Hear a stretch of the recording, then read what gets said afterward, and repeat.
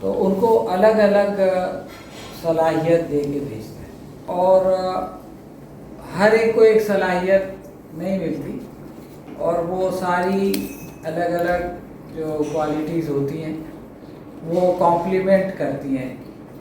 उसमें जो कमी है वो आप पूरी कर देंगे, आप में जो कमी है आप पूरी कर देंगे, आप में जो कमी है आप पूरी कर देंगे। इस तरह से हम लोग सब एक दूसरे पर डिपेंडेंट भी हैं और क्वालिटीज़ भी बढ़ी हुई है। तो इन क्वालिटीज़ में एक क्वालिटी ऐसी है जो कि मेरा ऐसा ख्याल है कि बहुत कम लोगों में होती है,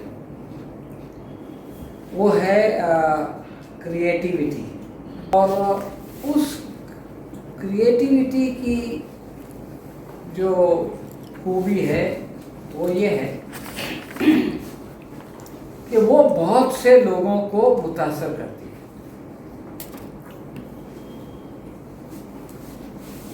यानी एक आदमी है वो बहुत अच्छा ये बनाता है, वो बहुत से लोग सोच नहीं बदल सकता, जो ये बार बार कह रहे हैं कि ओपिनियन नहीं बदल सकता। लेकिन जिसके अंदर क्रिएटिविटी की सलाहियत होती है, जिसके अंदर लिखने की सलाहियत है, जिसके अंदर बोलने की सलाहियत है, ये वीडियो का भी सारा मामला जो है वो लिखने पढ़ने से ताल्लुक़ रखता है।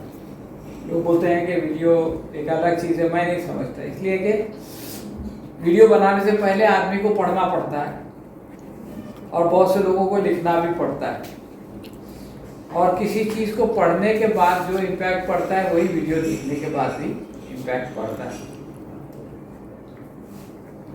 तो ये जो सलाहियत है, ये जो चीज़ दुनिया में कम होती है उसकी वैल्यू ज़्यादा होती है। सोना कम है इसलिए ज़्यादा वैल्यू,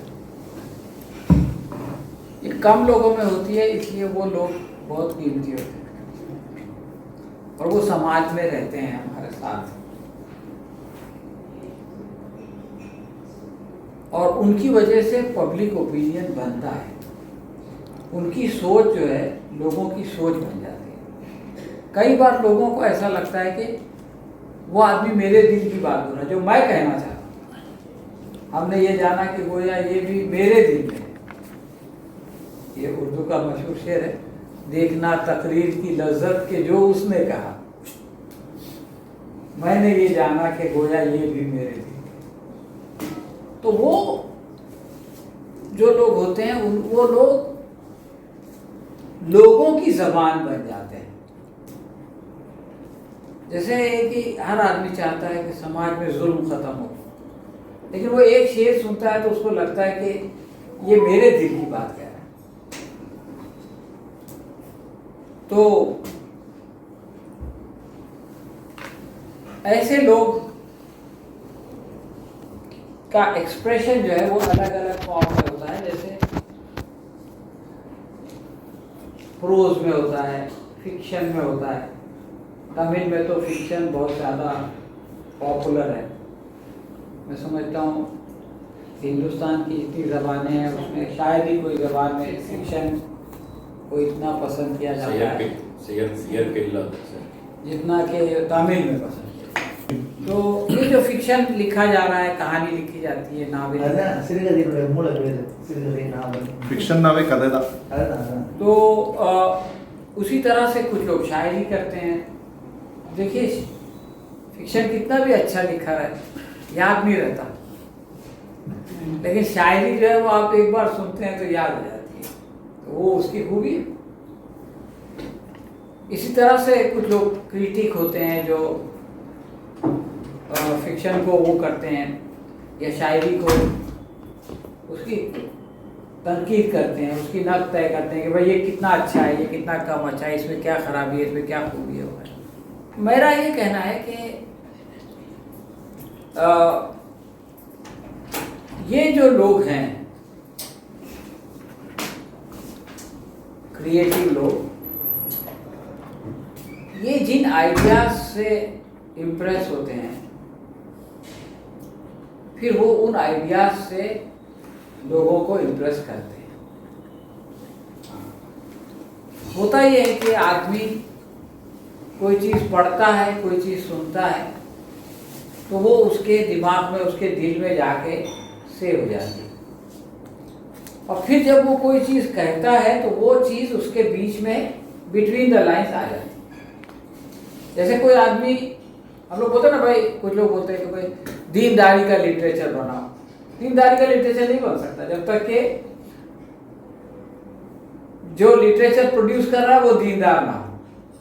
तो वो नेचुरल अंदाज का। अभी फिल्मों में ये होता है कि आपको एक सीन दे देते, आपको सीन पे लिख देते, वो नेचुरल नहीं है। लेकिन जो नेचुरल शायरी होती है, नेचुरल फिक्शन होता है, वो उस राइटर के अंदर पहले जाता है वो आइडिया, वो नजरिया, और फिर वो उसमें से बाहर आता है। तो वो आर्टिफिशियल नहीं लगता क्योंकि वो नेचुरल होता है। और किसी भी ज़बान में, तमिल में है या उर्दू में, जो आइडियोलॉजी गालिब होती है वो सब लोगों को मुतासर करती है। जैसे प्रोग्रेसिव मूवमेंट आया तो कम्युनिज्म को उन्होंने वो किया, आपके यहाँ द्रविड़ मूवमेंट आया तो यानी पूरी कौम को जो है उसने अपने उसमें जकड़ लिया, और वो चंद लोग होते हैं। तो इस तरह से दुनिया में बहुत सारे नज़रियात हैं, बहुत सारी आइडियोलॉजीज़ हैं, बहुत सारे अध्ययन हैं। उनमें से एक दीन इस्लाम भी है जिसको हम लोग हक समझते हैं। तो अगर ये दीन इस्लाम उन लोगों के अंदर चला जाए, उनके दिमाग में चला जाए, उनके दिल में चला जाए जो क्रिएटिव है, तो उनकी क्रिएटिविटी में से वो बाहर आएगा। और जब क्रिएटिव अंदाज में बाहर आएगा तो लोग उसको एक्सेप्ट करेंगे। जैसे जो मैंने आर्टिकल लिखा, वो भेजा, वो इतना लोगों को याद नहीं रहेगा, उसकी उम्र बहुत कम है। लेकिन एक कहानी है, वो 15 साल पहले लिखी हुई है, तो वो आज दोबारा पढ़ी जाती है, उसकी उम्र ज़्यादा है। एक शायरी है जो 50 साल पहले की गई है, तो वो आज भी जिंदा है, लोग कोट करते हैं, आ गए औलाद इब्राहिम नमरूद। तो जितना अच्छा क्रिएशन होता है उतनी ज़्यादा उसकी लाइफ होती है, उतनी ज़्यादा उसकी रीच होती है। तो जमात चूँकि ज़िंदगी के तमाम शोबों में इस्लाम का पैगाम पहुँचाती है अपने अपने अंदाज में, तो ये भी एक शोबा है जिन तक। और एक बात और है कि लोग सुनते किसकी हैं। अब जैसे एक डॉक्टर है तो उसको बोलेंगे कि डॉक्टर एसोसिएशन का प्रोग्राम है, उसके अंदर कोई बड़ा डॉक्टर कुछ बोल रहा होगा तो सारे डॉक्टर उसकी बात ध्यान से सुनेंगे। लेकिन सारे डॉक्टर जमा है, आप बताएं कि भाई ये बहुत बड़ा फिक्शन राइटर है, तो लोग बोलेंगे। इसी तरह से फिक्शन लिखने वाले या शायरी करने वाले वो शायरों की सुनते हैं, वो अफसाना निगारों की सुनते हैं, क्योंकि वो उनकी अपनी फील्ड है। तो अगर हम अपने समाज में उन लोगों से मिलें जो अच्छी शायरी करते हैं और अच्छा फिक्शन लिखते हैं, और उन तक इस्लाम की बात पहुंचाएं, तो उनमें से एक फ्रैक्शन तो ऐसा होगा कि जिसके क्रिएटिविटी में ये चीज़ आएगी। कई गैर मुस्लिम हैं जो अच्छी नात कहते हैं, हाँ, कई गैर मुस्लिम हैं जिन्होंने इस्लाम पे अच्छी किताबें लिखी है।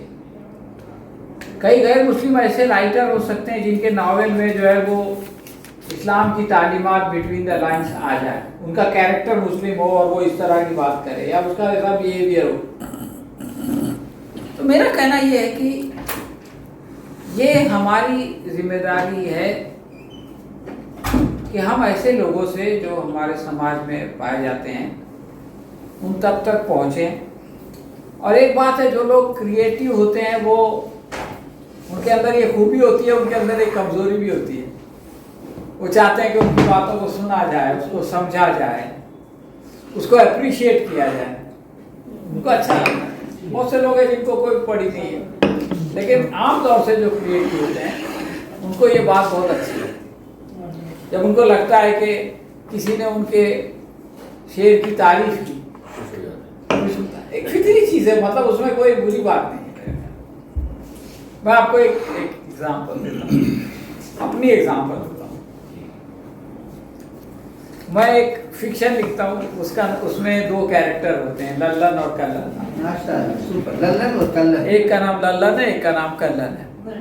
वो आपस में बातचीत करते हैं और वो एक फिक्शन का पीस हफ्ते में 2 हफ्ते में लिखता हूँ और वो बुक भी छपी है। तो वो लोग पढ़ते हैं जिनको शौक है। तो अभी मैं जमात का इज्तिमा था पिछले हफ्ते, तो मैं उसमें गया तो वो नाश्ता दे रहे थे, तो चना और पूरी नाश्ता था। तो एक लड़का था, ये इनकी उम्र का था, तो उसके सामने सब लोग प्लेट लेके जाते थे, तो वो उसमें चना डालता था और पूरी डालता था। तो जब मैं भी गया प्लेट लेके, तो उसने जो है वो चना डाला, पूरी रखा और बोला लल्लन है और कल्लन है। अब देखो, अब समझो कि वो पूरी और चने से ज्यादा मजा उसके मेरे लिए, दूसरों के लिए जो। तो मैं ये कहता हूँ कि ये चीज मुझको अच्छी लगती है तो सबको अच्छी लगती है।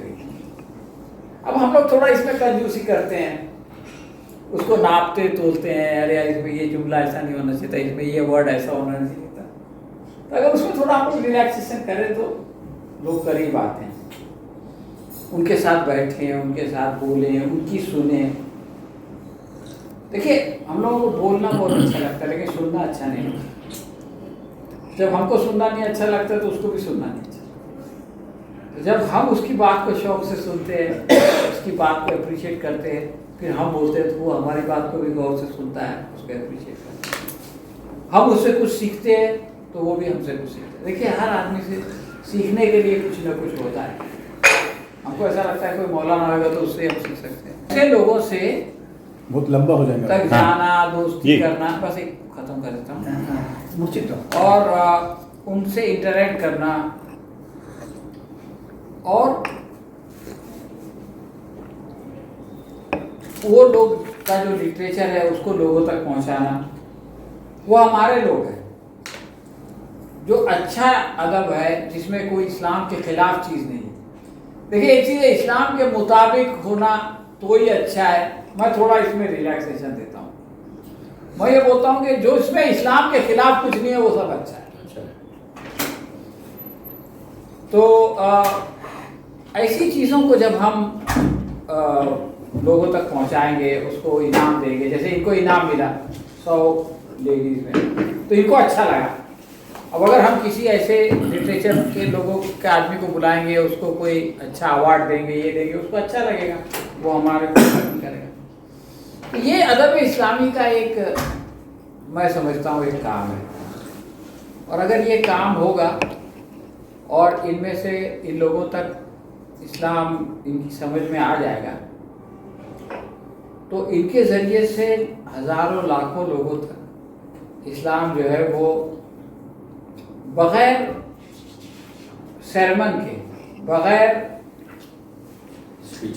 स्पीचेस के इस्लाम फैलेगा। ये तो बुला के आप उसको समझा रहे, प्रवचन दे रहे, लेकिन ये कि वो खुद खरीद के शौक से पढ़ेगा और इस्लाम से होगा। तो मैं समझता हूँ ये काम